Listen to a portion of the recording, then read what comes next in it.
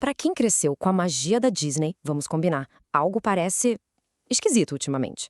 Aquela faísca, aquele encanto, parece que se perdeu em algum lugar do caminho.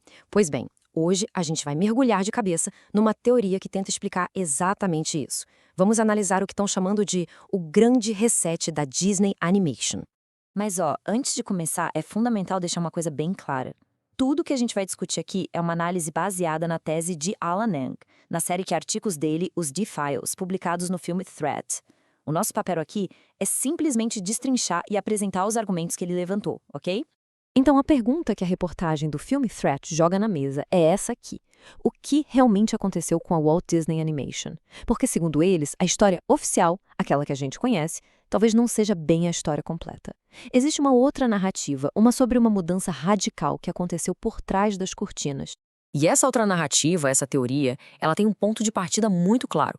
De acordo com os D-Files, o momento da virada, o evento que abriu a porteira para tudo que viria depois, foi a polêmica saída do chefe criativo John Lasseter. A tese do filme Threat aqui é pesada. Eles defendem que a saída do Lasseter foi muito além da conduta pessoal dele. A reportagem sugere que os problemas dele foram, na verdade, instrumentalizados, usados como um pretexto, uma arma mesmo, para tirá-lo da jogada. E isso teria criado a brecha perfeita para certas forças dentro da empresa darem início ao tal grande reset da Disney. Certo, mas onde a gente vê a aplicação dessa nova diretriz? Segundo a reportagem, o primeiro grande teste, o laboratório para essa nova filosofia, foi a produção de Raya e o Último Dragão. Foi ali que a coisa teria sido implementada para valer pela primeira vez. No começo do projeto, o filme estava com os diretores Paul Briggs e Dean Wellings e a roteirista Adele Lim. O ponto-chave, segundo a fonte, é que esse trio era visto internamente como a galera do Lasseter, ou seja, leais à antiga gestão e à sua visão criativa. E o que aconteceu com eles? Bom, a alegação do artigo é bem séria. Essa citação aqui diz que a nova liderança, já sob o comando de Jennifer Lee, estava mirando em Briggs e Wellings. E a tática supostamente era dar a eles tarefas impossíveis de cumprir, com um objetivo bem claro. Ou eles seriam demitidos por incompetência, ou simplesmente não aguentariam a pressão e pediriam para sair. E o resultado final foi esse aí, uma troca de guarda completa. A equipe original, os leais a Lasseter, foi limada. Briggs foi rebaixado, Wellings foi parar numa série do Disney Plus e um time totalmente novo assumiu o controle do filme. E é aqui que a análise do filme Threat fica bem interessante. Eles olham para as novas contratações e apontam. Estrada era um diretor de filmes com atores, nunca tinha feito animação. O Don Hall, que era veterano, foi trazido na visão do artigo basicamente para treinar o Estrada no trabalho. E o King Yan, um roteirista de TV com pouca bagagem, foi colocado para dividir o crédito com a Adele Lim, que vinha de um sucesso estrondoso. A pergunta que fica no ar é, por que essas escolhas? Mas a mudança, segundo a reportagem, não parou aí. A partir desse ponto, o artigo argumenta que começou uma nova fase do reset. Uma fase em que grupos ativistas de fora do estúdio passaram a ter influência direta nas contratações e na cultura da empresa.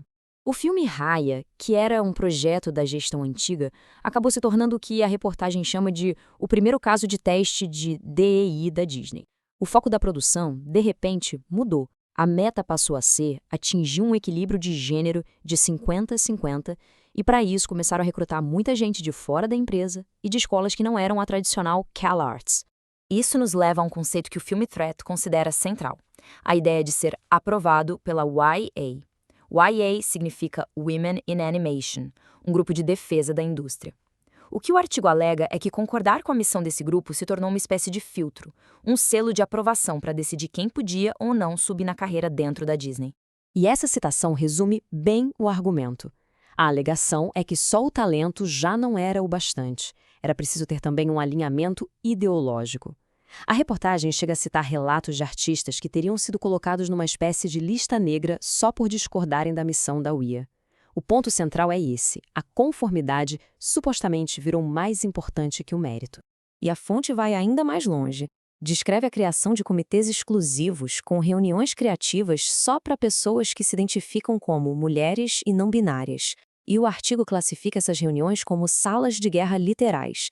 A alegação é que as decisões já vinham prontas desses grupos fechados, transformando as reuniões com a equipe toda em campos de batalha, onde qualquer um que discordasse era atropelado. E é aqui que a gente chega no âmago da tese do filme Threat. A ideia de que essa nova cultura que se instalou na Disney Animation começou a valorizar mais uma ideologia específica do que a meritocracia e a excelência criativa que foram a marca do estúdio por décadas. Essa citação é muito poderosa. Ela descreve o ambiente que a reportagem pinta. Uma cultura onde uma voz dominante e avassaladora usaria táticas agressivas para calar qualquer um que ousasse pensar diferente. Segundo a fonte, a diversidade de pensamento, que é o combustível da criatividade, teria sido simplesmente sufocada. E agora, a gente chega na conclusão mais explosiva do artigo sobre as motivações por trás desse movimento todo. A afirmação, nas palavras exatas da fonte, é que a missão do DE, da forma como foi implementada lá dentro, não era buscar igualdade, era vingança. Certo, mas e na prática? Qual foi o resultado de tudo isso nos filmes? A análise do filme Thread faz uma conexão direta entre essas mudanças de cultura e a qualidade do produto final. A tese é que, a partir daí, a qualidade começou a cair.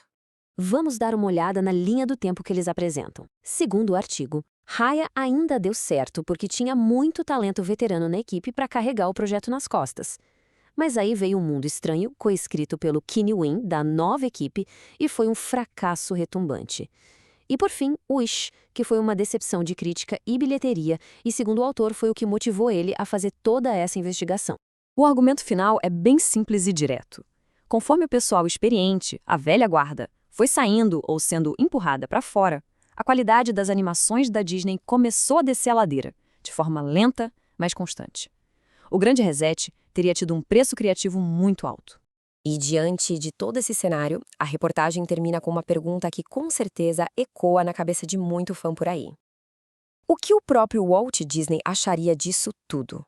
A resposta, segundo uma fonte anônima de alto escalão da Disney citada no artigo, teria sido essa frase. E é com essa afirmação, para dizer o mínimo chocante, que o filme Thread encerra sua análise, deixando uma reflexão bem amarga sobre o estado atual da empresa, que um dia foi o sonho do Walt.